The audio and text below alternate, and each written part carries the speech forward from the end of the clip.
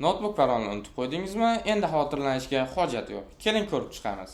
Birinchi o'rinda biz BIOSga kirishimiz kerak. Uning uchun Shift bosib turib, kompyuterga restart beramiz.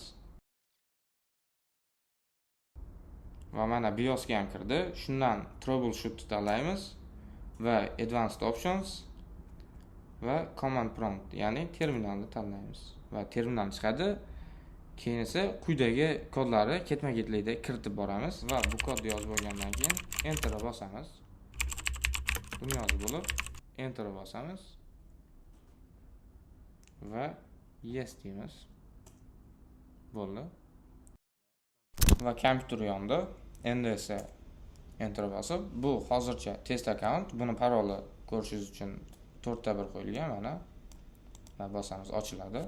Endi biz buni parolni unutgan holda kirishga harakat qilamiz va shu belgiga bosishimiz kerak bo'ladi. Bossak terminal ochiladi va bu yerga quyidagi byurolarni kiritamiz.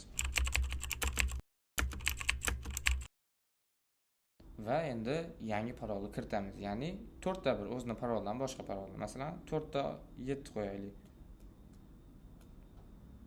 Enter va yana qayta tasdiqlaymiz. Va ko'rib turibsiz, o'rnatildi. Endi buni sinab ko'ramiz. Kres bosamiz va bu yerga eski parol 4 ta 1 kiritamiz. Xato deydi.